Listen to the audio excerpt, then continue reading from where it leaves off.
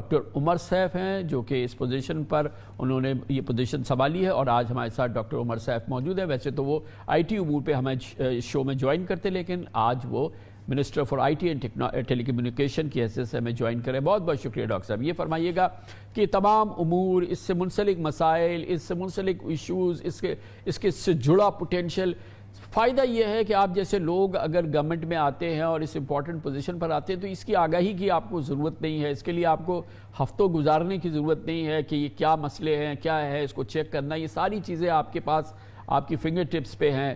تو اب آپ نے یہ سب کچھ دیکھ لیا، پچھلے اباؤٹ 2 ویک ہو گئے ہیں، کچھ آپ کو خاکہ نظر آ رہا ہے کہ آپ کے پاس کم از کم 6 مہینے ہیں، 6 مہینے کے اندر آپ کیا ڈیلیور کر سکتے ہیں؟ کوئی آپ نے روڈ میپ بنایا ہے اس کا؟ جی السلام علیکم Kamran, thank you for inviting me, اور آپ سے اکثر اس موضوع پر گفتگو رہی۔ آف کورس اس وقت میں ٹیبل کے اس طرف تھا as an expert, but now that I have accepted this responsibility.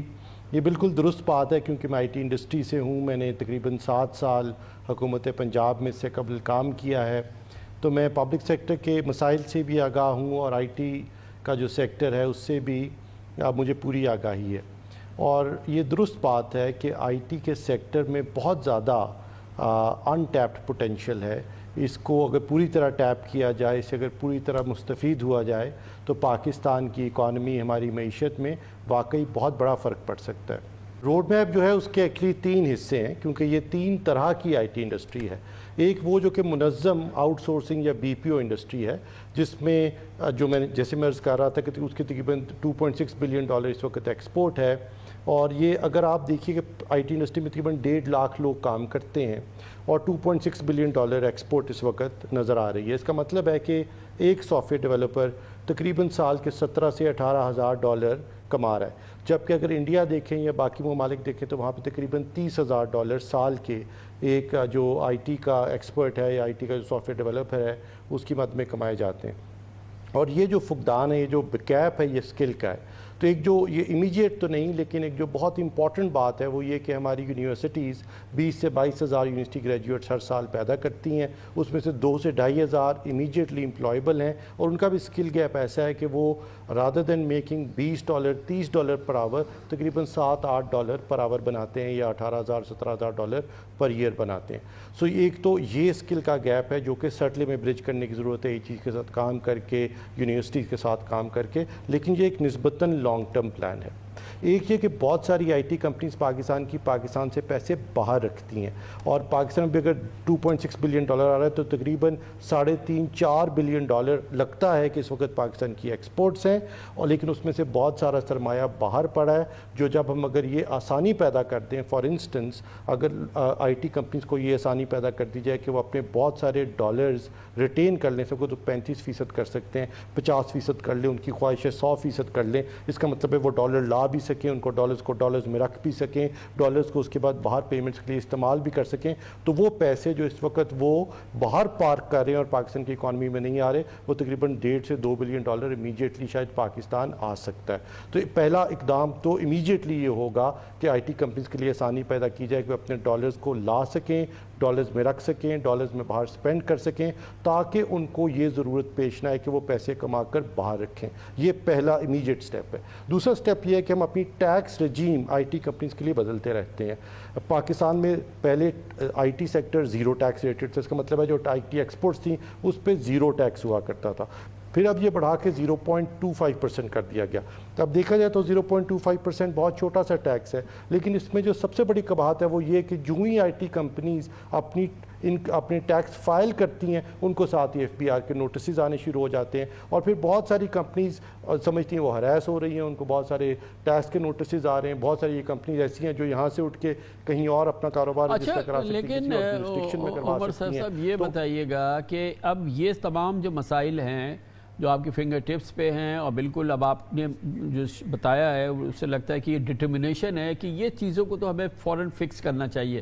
اب جب آپ منسٹر بنے، ایک تو یہ کہ آپ کے پاس پولیٹیکل بوجھ نہیں ہے، آپ کو کوئی پولیٹیکل ماسٹرز نہیں ہیں، یا اپنی کوئی کانسٹیٹوئنسی کو ایڈریس نہیں کرنا ہے۔ دوسری چیز یہ ہے کہ یہاں پر اس وقت جو نظام ہے اس میں SIFC بن گیا ہے، SIFC میں IT کو شامل کیے گئے، SIFC کو آرمی کی امبریلا حاصل ہے، اور یہ تمام وہ ویرودال ہے، یہ تمام وہ چیزیں ہیں جس سے کہ آپ ان چیزوں کو اچیو کر سکتے ہیں. یہ جو سامنے آپ نے ابھی چیلنجز بتائے جو کہ اگر آپ ڈیلیور کر دیں گے اگلے 1 مہینے کے اندر تو پوری آئی ٹی انڈسٹری جو ہے اس کو فائدہ ہوگا، پاکستان کو فائدہ ہوگا اور پھر ایک بڑا بوسٹ مل جائے گا اس کو. تو اس کے لیے پریکٹیکل کچھ میجرز اب آپ لے رہے ہیں کیونکہ یہ SIFC کے تحت آپ کو یہ تمام چیزیں ہم نے پرومس کی ہیں اپنے ان سیکٹرز کو جس میں IT شامل ہے. جی بالکل، آج بھی SIFC کی میٹنگ تھی، پہلی میٹنگ تھی کیبنٹ کی SIFC کے ساتھ ان تمام سیکٹرز کی جو اس سے منسلک ہے، اور IT ایک بہت امپورٹنٹ سیکٹر ہے. تو میں جیسے عرض کر رہا تھا کہ پہلا قدم تو یہ ہے کہ IT انڈسٹری کو انیبل کیا جائے کہ وہ اپنا جو ڈالرز میں کما رہے ہیں اس کو پاکستان میں آسانی سے لایا جائے، ڈالرز میں رکھا جائے، یہاں سے سپینڈ کیا جائے. اس سے سرٹنلی ہماری جو ایکسپورٹس میں کی مد میں جو ریمیٹنسز آ رہی ہیں، جو پیسے آ رہے ہیں وہ بڑھ جائیں گے. دوسرا یہ کہ جو ہماری IT انڈسٹری ہے اس کے اندر بہت سارے فری لانسرز ہیں، ایسے لوگ ہیں جو گھر بیٹھ کے کام کریں لیکن کسی منظم IT کمپنی کا حصہ نہیں، تو ان کو پیسے لینے میں دشواری ہے. پاکستان میں پے پیل نہیں، پاکستان میں اسٹرائپ کا پیمنٹ گیٹ وے نہیں.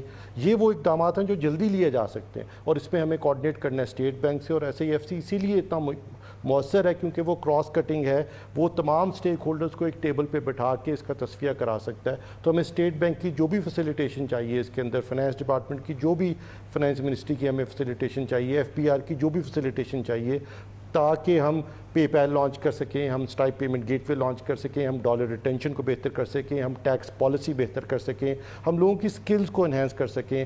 ہم نے پاکستان میں 5G کی اسپیکٹرم کی آکشن کرنی ہے. وہ اسپیکٹرم اس وقت حصے ٹکڑوں میں بکھری ہوئی ہے، 700 میگا ہرٹز میں، 1800 میگا ہرٹز میں، 2100 میگا ہرٹز میں، 2300 میگا ہرٹز میں، 2600 میگا ہرٹز میں، اور یہ سب ملا کے کوئی 300 میگا ہرٹز بنتا ہے. انفیکٹ کوئی 3500 میگا ہرٹز میں 300 میگا واٹس ادھر بھی، 300 میگا ہرٹز وہاں بھی پڑا ہے.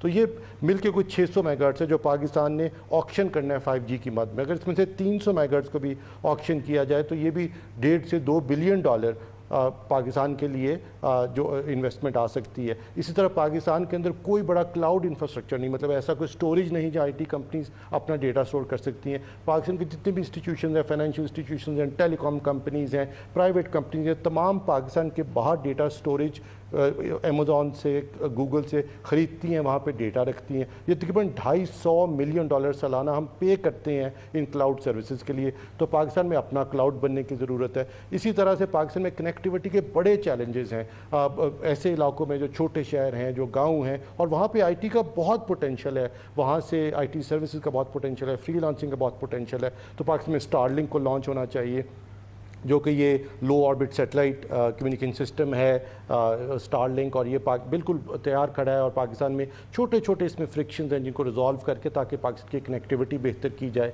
اسی طرح سے پاکستان کے اندر بہت سارا پوٹینشیل ہے اس وقت ٹیلی کام کے سیکٹر میں. ہم پاکستان کے اندر اپنے سیل فون ہینڈ سیٹس کی مینوفیکچرنگ کو انسینٹیوائز کر سکتے ہیں کیونکہ باہر سے امپورٹ کرتے ہیں. آپ کو پتہ ہے کتنا بڑا اس کا امپورٹ بل ہے اگر سارے سیل فونز باہر سے امپورٹ ہوں. لیکن یہاں پہ اسمبلی وغیرہ تو ہو رہی ہے، اسمبلنگ تو بہت ہو رہی ہے. سیل فون کی تو پوری ایک انڈسٹری جو ہے وہ پچھلے 3 سال میں بنی. مگر یہ جو آپ نے موٹی موٹی چیزیں بتائی ہیں، یہ میں نے جو اس سے اندازہ لگایا کہ یہ ساری چیزیں جو ہیں جو کہ ایڈمنسٹریٹو بہت ساری چیزیں ہیں، ایگزیکٹو برانچ کے ساتھ تعلق ہے، حکومتی اداروں نے اس میں کام کرنا ہے. تو یہ وہ چیزیں جو کہ آپ کے پاس اگر یہ 3 سے 6 مہینے ہے تو یہ تو ڈویبل ہیں، یہ تو آپ کر کے جا سکتے ہیں نا. اس میں تو کوئی شبہ نہیں ہے نا. ان میں سے موٹی موٹی کئی چیزیں جو آپ نے بتائی ہیں، اس کے لیے تو ہم نے کوئی بڑی لمبی پلاننگ اور بڑی کوئی انفراسٹرکچر کی ضرورت نہیں ہے. کامن صاحب اچھی بات ویسے یہ ہے کہ اس وقت کیبنٹ میں جتنے بھی لوگ ہیں، کیونکہ تمام تقریباً ٹیکنوکریٹس ہیں، اپنی اپنی فیلڈ کے لوگ ہیں، میرا خیال ہے تمام لوگ ایک پلان کے ساتھ آئے ہیں.